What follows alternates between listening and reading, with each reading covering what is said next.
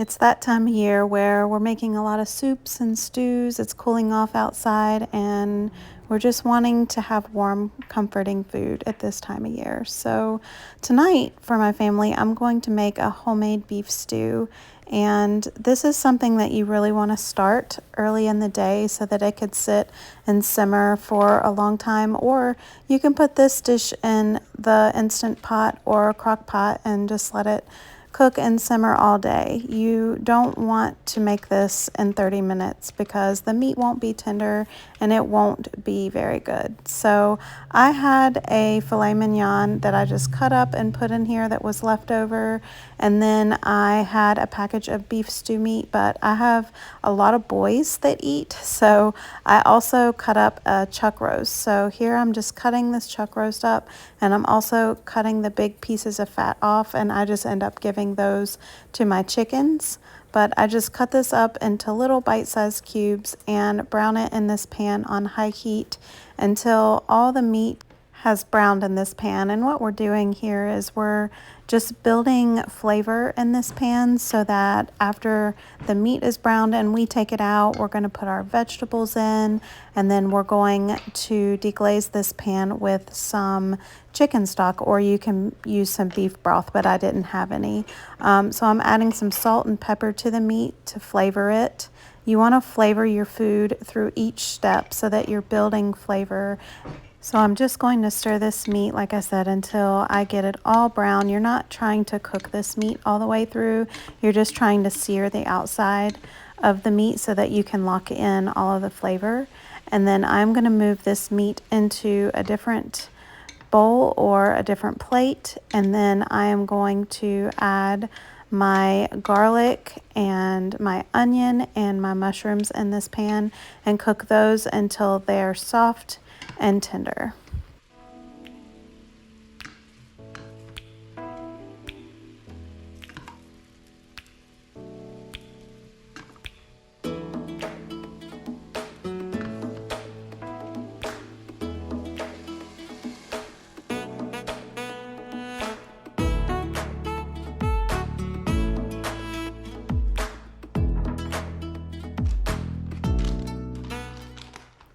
So you just want to dice up a good handful of garlic.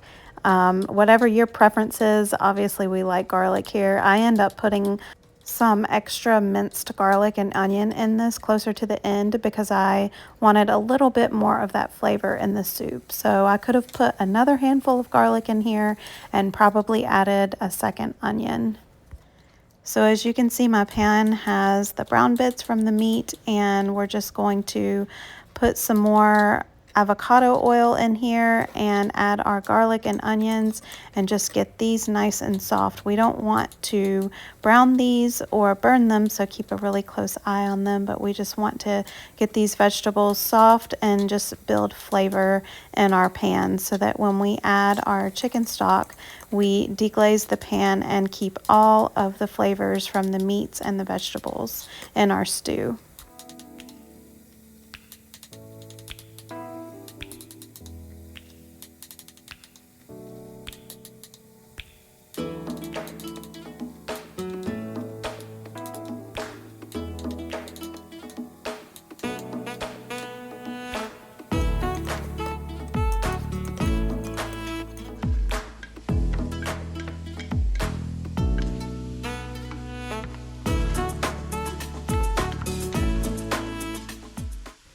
So I added a whole package of mushrooms, and then I add about 2 cups of chicken stock, and this is homemade chicken stock. But you can add store-bought chicken stock or beef broth. I did not have beef broth today, so I just add in my beef stew meat here after my vegetables are browned, and I add the chicken stock, and then I mix in my vegetables, my frozen vegetables. And we like peas and corn, and these are green beans from my garden, so I add these green beans. You can buy a frozen bag of mixed vegetables and add that in if that's what you like, with whatever vegetables that you like in your beef stew. And here, for whatever reason, my green bean bag from my freezer broke, and I had green beans all over the counter. So you want to just mix your beef and your vegetables and your chicken stock all together and then put a lid on it so it can simmer and the meat can get really tender. So about 20 or 30 minutes before you're ready to eat, after this has been simmering for several hours, because like I said, you want your beef to be very tender at this point, you will prep your potatoes, and I end up only putting 3 of these potatoes in, but you just want to get your potatoes cut into small little bite-sized pieces and then add that to your beef stew and let that simmer for about 20 or 30 minutes until your potatoes are tender.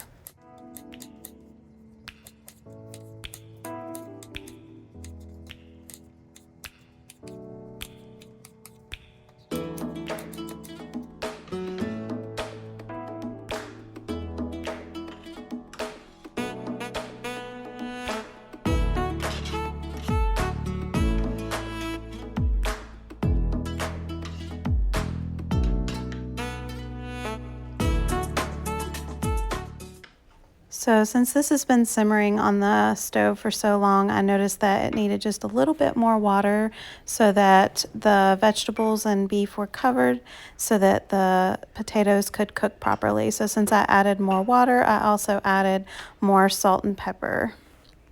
And then this is also where I tasted it, and I added more minced garlic and minced onion for more flavor.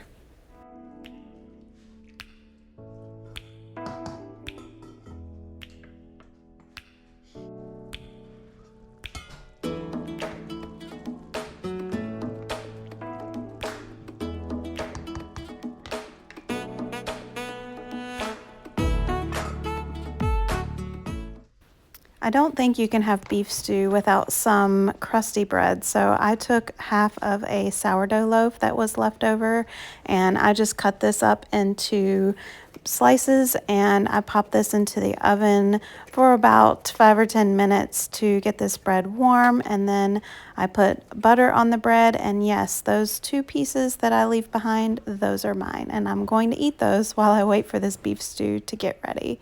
So I saw this really cool thing online where someone put sourdough starter or sourdough discard in their soups and stews to thicken them up. So I'm actually trying this time, and my family had no idea I did this, because what you normally would use to thicken your soup is flour and water mixed together, and then you would just pour that into your soup. So this is essentially the same thing, except you get the gut healthy benefits from the sourdough. So I just mixed that in, and it worked perfectly to thicken my soup. So I will probably be using this method from here on out, because I always have sourdough discard or a sourdough starter on my counter.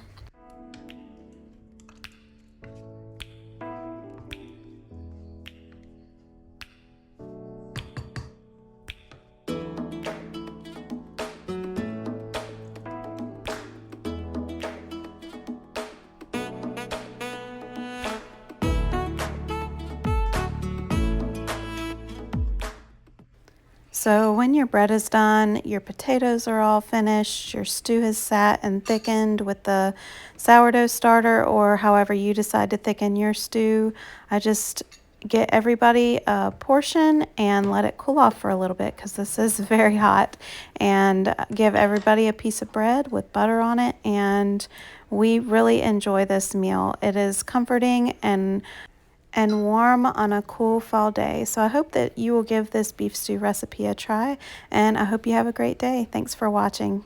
Bye.